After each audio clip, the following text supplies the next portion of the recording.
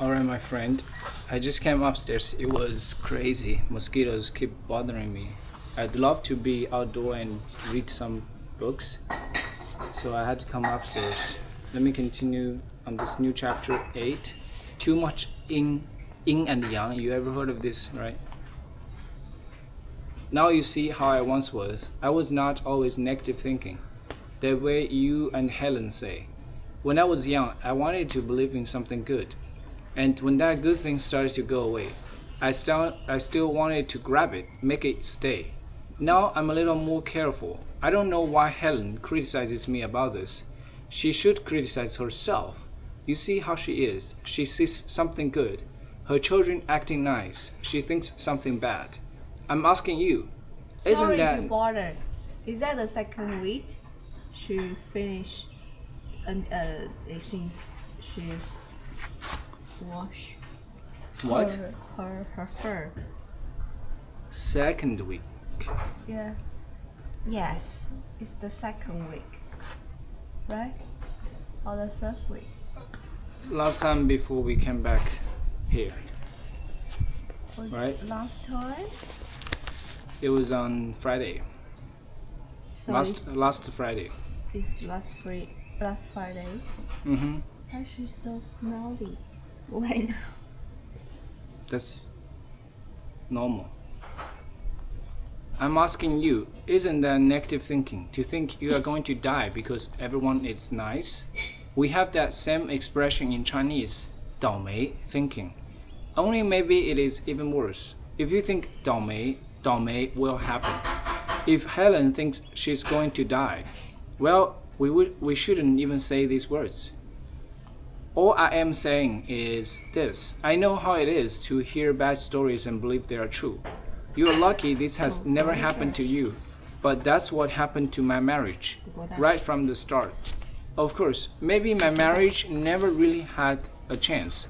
If you marry a no good husband, you have no good marriage, no avoiding this.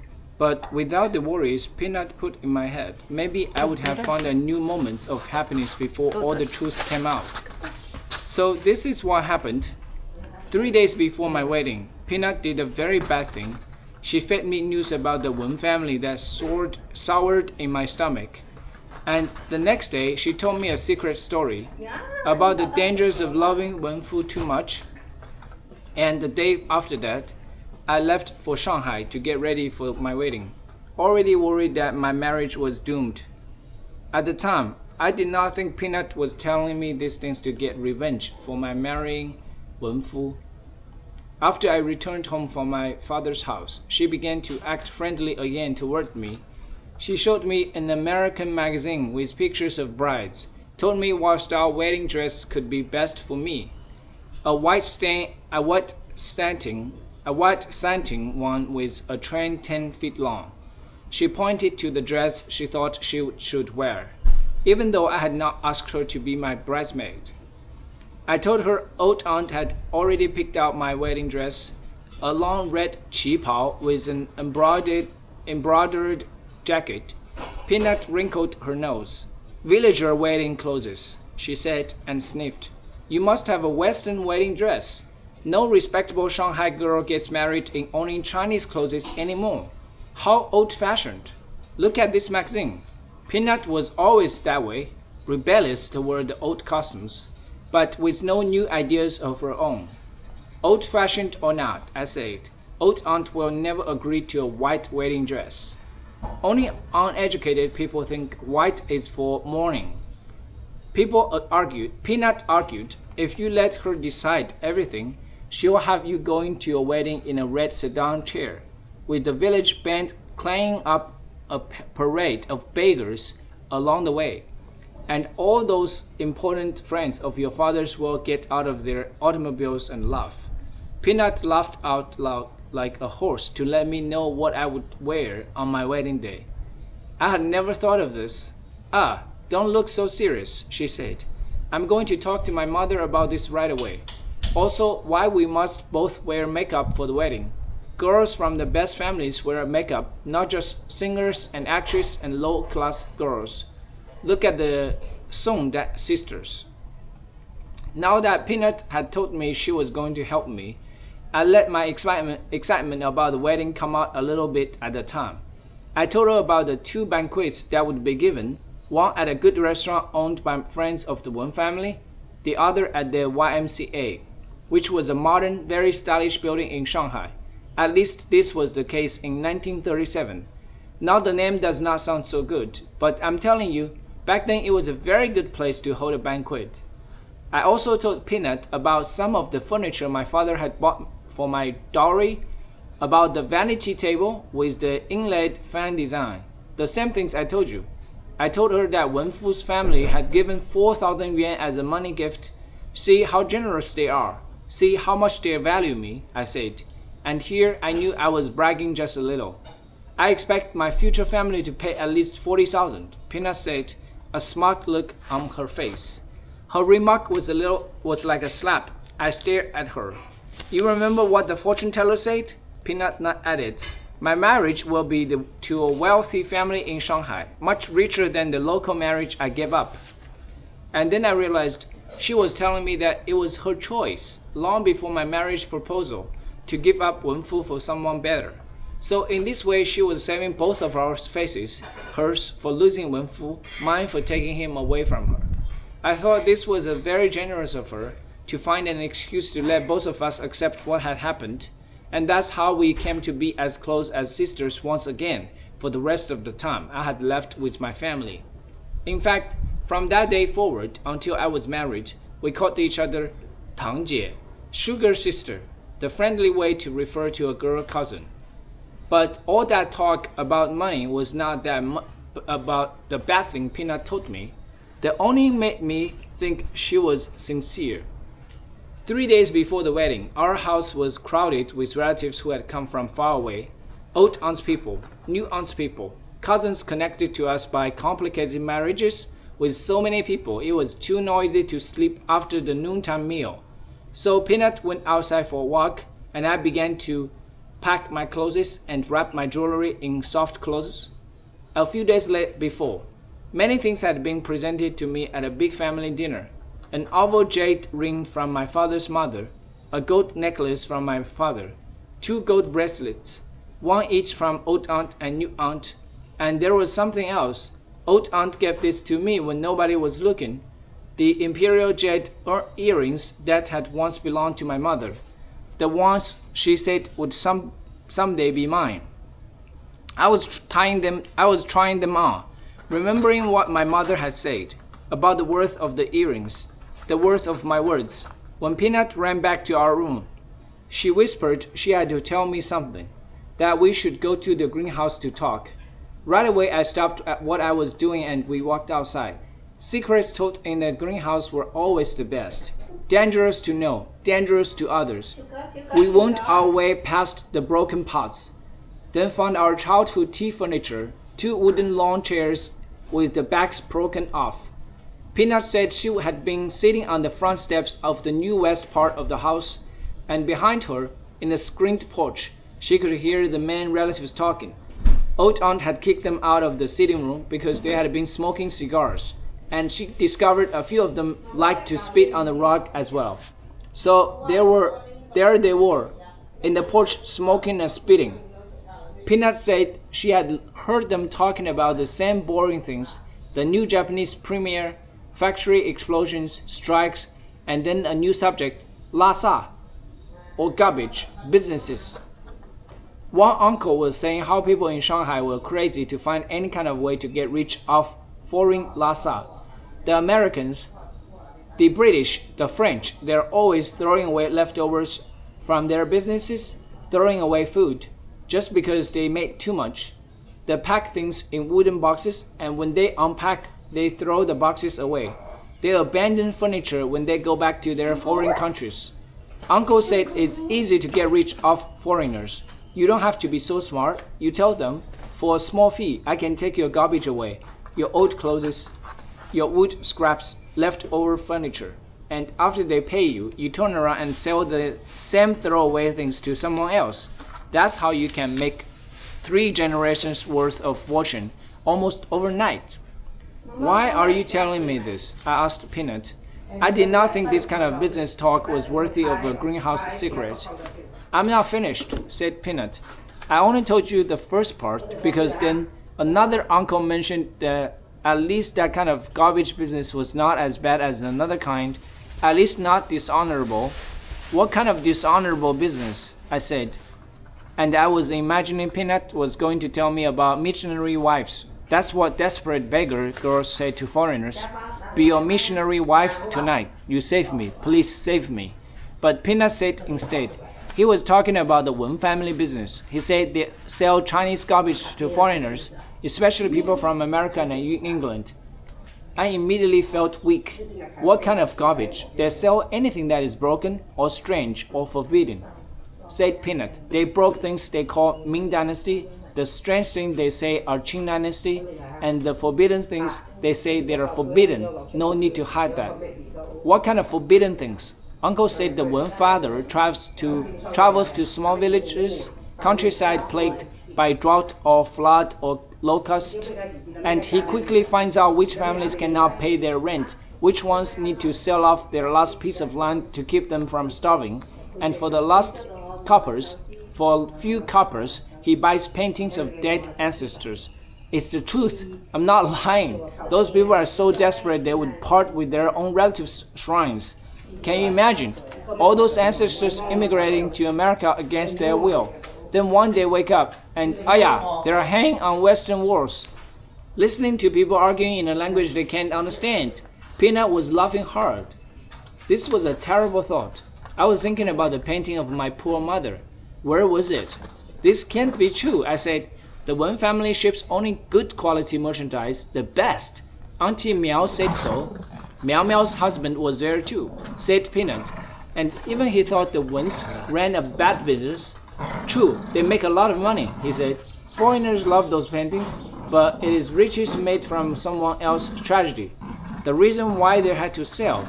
That's one kind of tragedy. But the worst tragedy is still to come. Auntie Miao's husband said that when the Wens die and try to go to the next world, you can be sure all those people's ancestors will be standing at the front gate, ready to kick them out. I jumped up and brushed dust off the bottom of my dress. I don't believe it. Those other people are only envious. You know how Miao Miao's husband is, the others, always lying. I'm only telling you what I heard. Why are you mad at me? Maybe it isn't true. What does it matter? It's still a good business. They aren't doing anything illegal. That's how they do a modern business with foreigners. People shouldn't say this about my husband's family, I said. You must never repeat this lie to anyone else. I shook my finger at her. I thought about what Peanut said all day, all night. I kept telling myself, this is not true. But my stomach fought me and made me feel the truth another way. I got sick. Of course, I had other reasons to be nervous, just thinking about my wedding. All the people who would be there, my father, his important friends, my half-sisters, their husbands and children. When I told old aunt I felt ill, she said, of course, you should feel ill. You are about to leave your family, start a new life.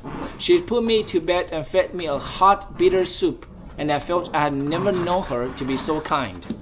Peanut came to see me the next afternoon while I was lying in bed. She said she had been to the porch again, and she had overheard another story. I don't want to hear any more stories, I said. This isn't about the Wen family, she insisted.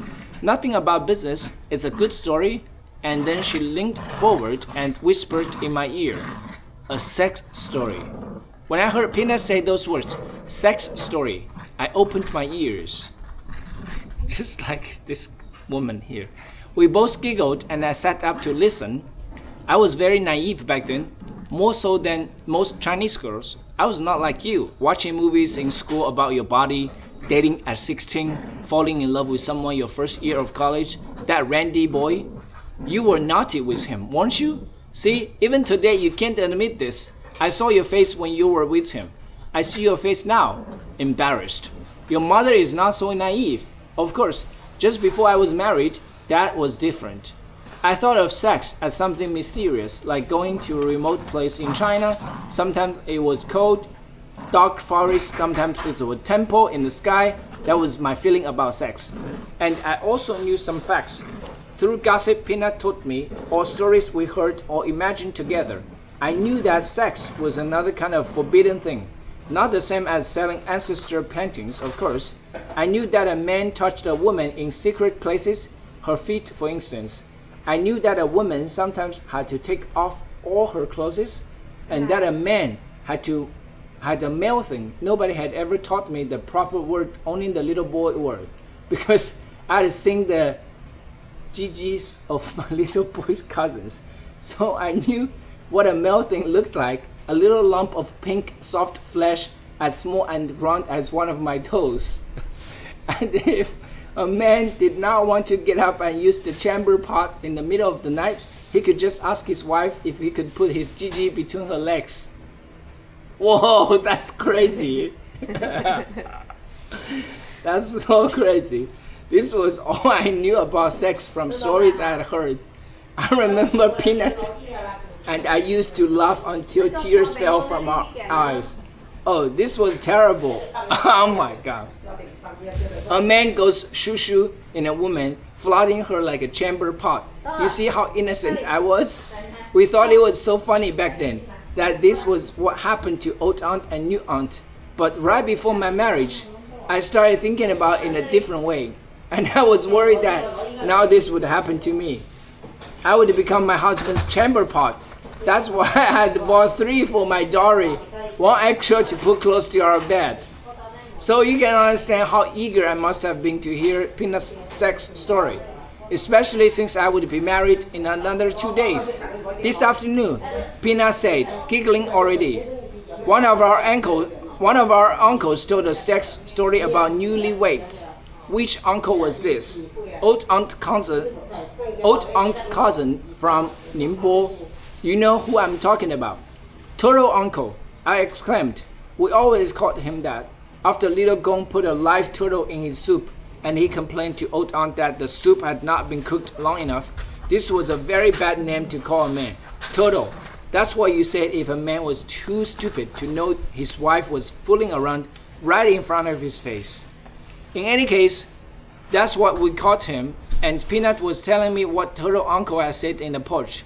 He was telling everyone how he ran into an old schoolmate friend recently, Peanut said, and the schoolmate said, you remember Yaw, my cousin on my mother's side? And Turtle Uncle answered, of course, the thin young man who was at the horse races with us maybe 3 years ago. He bet on that nag who couldn't even cross the finish line. How is he? Not betting on horses anymore, I hope? Then the schoolmate became very serious and reported that last year, Yaw had married a girl his family did not like. Her family was not very respected. Some kind of middle-class merchant doing a small trade in Japanese soy sauce. In any case, much lower than Yaw's family position. And she was not a great beauty, so she must have seduced Yaw, body and mind, convinced him he should stand up to his family and say, sorry, mother and father, but I must marry this girl, no matter what. At this point, Peanut leaned toward me. Then Turtle Uncle whispered to everyone on the porch what he thought the girl had done to seduce Yaw. She sat back again, but everyone was roaring with laughter, so I could not hear exactly, except for the word chicken love and cow milking hens and night garden tricks. What do those words mean? I asked. Peanut frowned, thinking about this. It's some kind of magical tricks a girl can do with her body. I think it means she learned this from a foreigner. In any case, Yaw's mother and father resisted his marriage choice, threatened him. They said the girl had very bad manners and was too fierce, too strong. If he married the girl, the family said they would cut him off.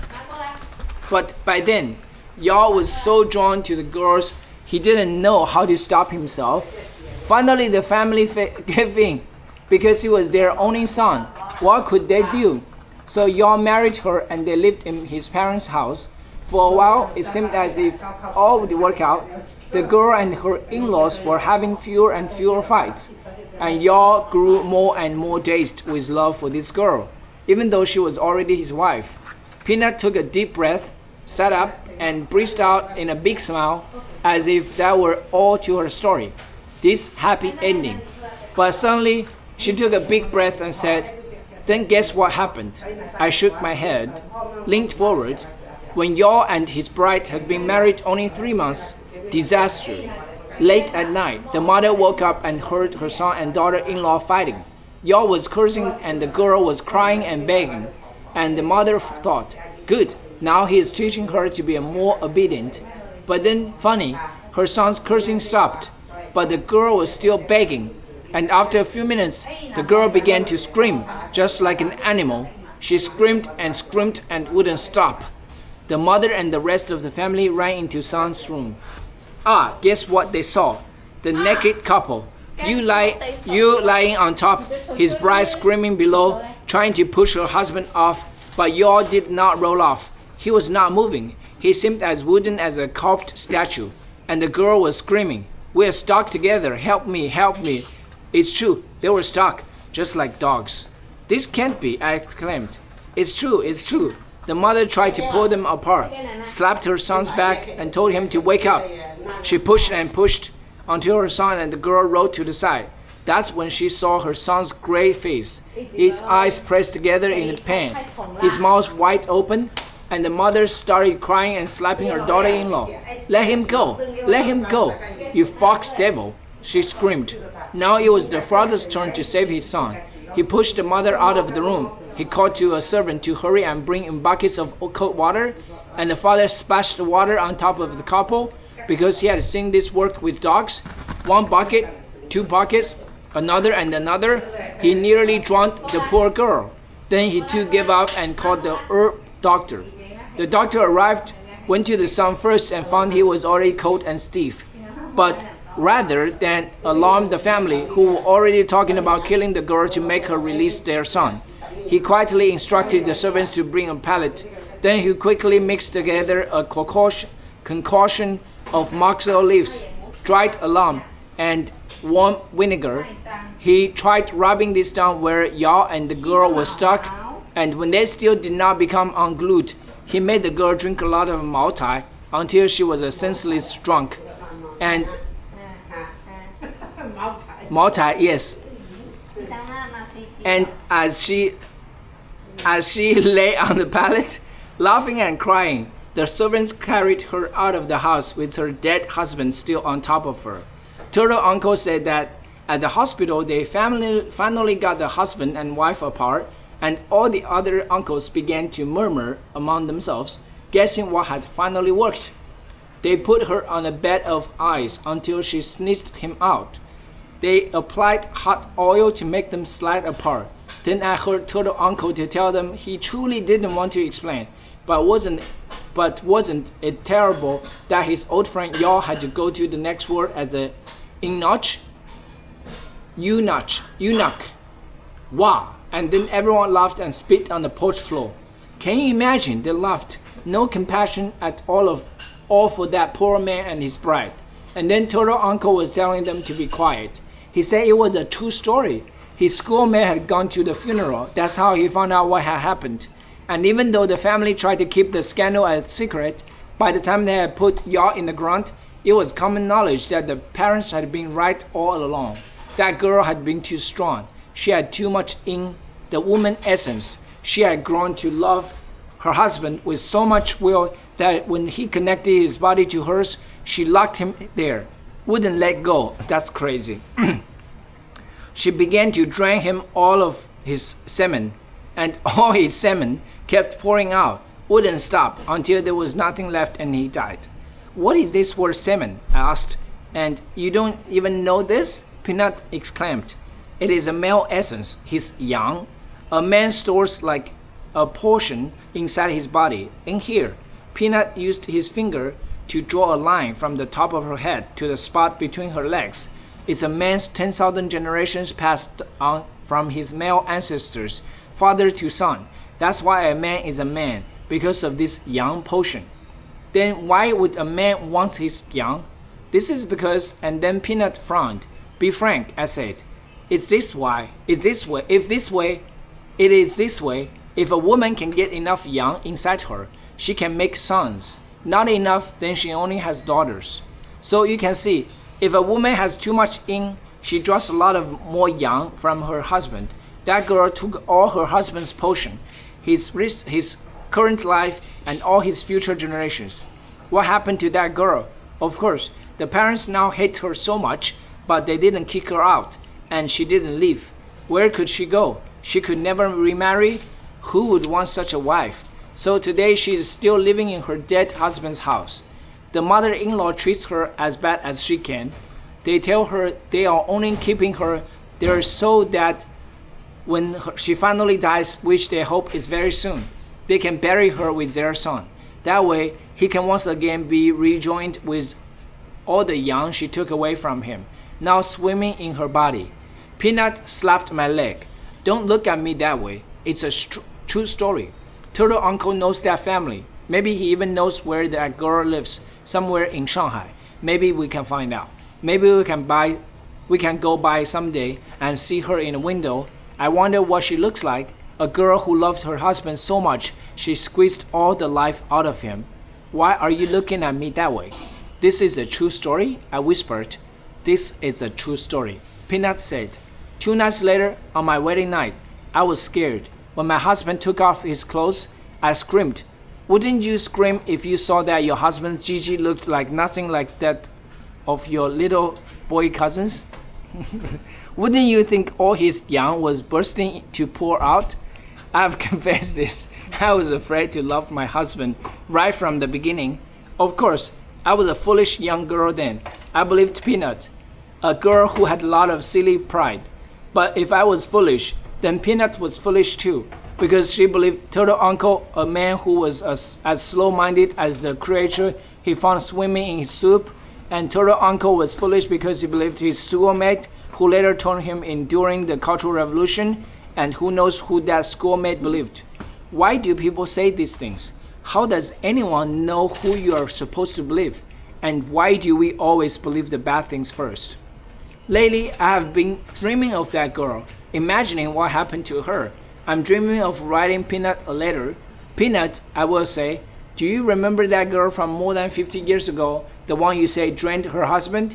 Yesterday I saw her. Yes, that's right. In America, I saw her.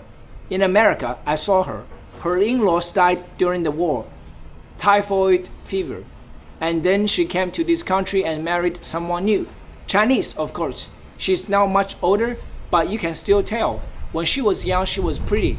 Much prettier than the way Turtle Uncle described her. And she and her second husband are still very happy together.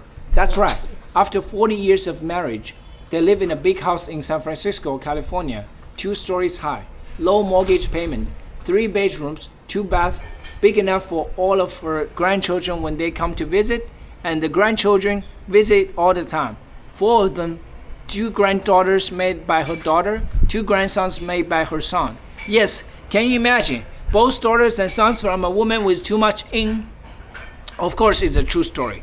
I saw her myself. I found out where she lives. I walked by her house, and she waved to me from her window. Too much ing. It's crazy. She killed her husband by putting out all her his mystery. semen. Okay. Thanks for watching. Thanks for reading. Bye bye.